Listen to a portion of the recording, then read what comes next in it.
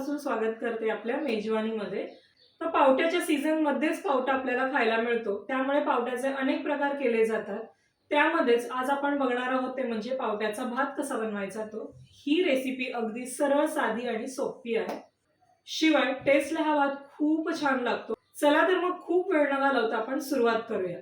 तर पावट्याचा भात बनवण्यासाठी मी थोडंसं तेल घेतलेलं आहे। त्यामध्ये सगळ्यात आधी आपण पावटे भाजून घ्यायचे आहेत, कारण पावट्याला उग्रच वास असतो, भाजल्यामुळे त्याचा वास निघून जातो। त्यामध्ये थोडंसं मीठ घालायचं आणि मग पावटे भाजायचे, त्यामुळे छान अशी पावट्यांना सुद्धा टेस्ट येते। पावटे भाजून झाल्यानंतर ते काढून घेऊयात आणि फोडणीसाठी मी इथे थोडंसं तेल घेतलेलं आहे। त्यामध्ये मी एक मोठी वेलची घालणार आहे। खूप जास्त आपण खडे मसाले घालणार नाही आहोत। 2 ते 3 दालचिनीचे तुकडे घालणार आहे, 3 लवंगा घालते आहे आणि 4 काळी मिरी घालते आहे। त्यानंतर हे मसाले तेलामध्ये परतायचे आणि मग इथे मी घालणार आहे 1 चमचा मोहरी। मोहरी तडतडली की त्यामध्ये अर्धा चमचा जिरे घालायचे आहेत। त्यानंतर कढीपत्त्याची पानं घालायची, कढीपत्ता छान तळून घ्यायचा।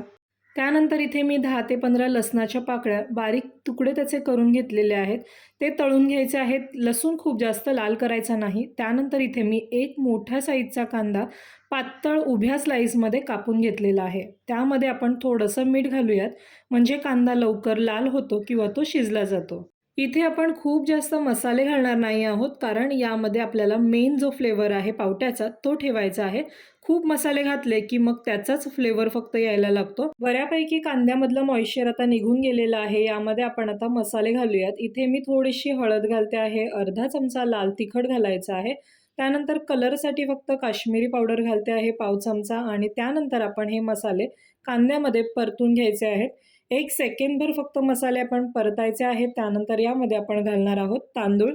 इथे मी नॉर्मल आपला जो रोजचा तांदूळ आहे तोच घालते। तुम्ही यामध्ये जर बासमती किंवा बिर्याणीचा जो तांदूळ आहे त्यामध्ये सुद्धा करू शकता, किंवा इंद्रायणी जो अगदी चिकट होतो त्याचा सुद्धा पावट्याचा भात खूप छान लागतो।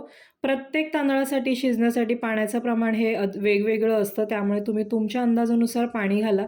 त्यानंतर यामध्ये पावटा घालायचा आहे, थोडंसं मीठ घालते मी। हे सगळं मिक्स करून घेऊयात आपण आणि आता याला आपण एक उकळी काढून घ्यायची आहे। उकळल्यानंतर यामध्ये आपण आता कोथिंबीर घालणार आहोत। शिजताना सुद्धा कोथिंबीरीचा फ्लेवर गेला तर खूप छान लागतो भात। त्यानंतर हलवूयात आणि याला आपण आता झाकण बंद करून 2 ते 3 शिट्ट्या काढून घ्यायच्या आहेत। 2 शिट्ट्या झाल्यानंतर कुकर थंड होऊ द्यायचा आणि तुम्ही बघू शकतात भात खूप छान झालेला आहे। त्यानंतर आपण वरतून आता कोथिंबीर घालायची आहे। कोथिंबीरसुद्धा आपण मिक्स करून घ्यायची। कोथिंबीरमुळे भात खूप छान दिसतोच, पण टेस्टला सुद्धा खूप छान लागतो। तर तयार झाला आहे आपला पावट्याचा भात, जो अतिशय टेस्टी झालेला आहे। हा पावट्याचा भात तुम्ही दह्याबरोबर, रायत्याबरोबर किंवा पापड किंवा कोणत्याही चटणीबरोबर सुद्धा खाऊ शकता। तयार झालेला आहे आपला पावट्याचा भात, जो अतिशय टेस्टी झालेला आहे। तुम्ही सुद्धा या पद्धतीने नक्की करून बघा। कसा होतोय ते मला कमेंटमध्ये कळवा आणि जर माझा व्हिडिओ आवडला असेल तर प्लीज व्हिडिओला लाईक, शेअर, सबस्क्राईब नक्की करा। भेटूयात अशाच आणखी नवीन रेसिपींसहित। तोपर्यंत हेल्दी खा, आनंदी राहा। धन्यवाद।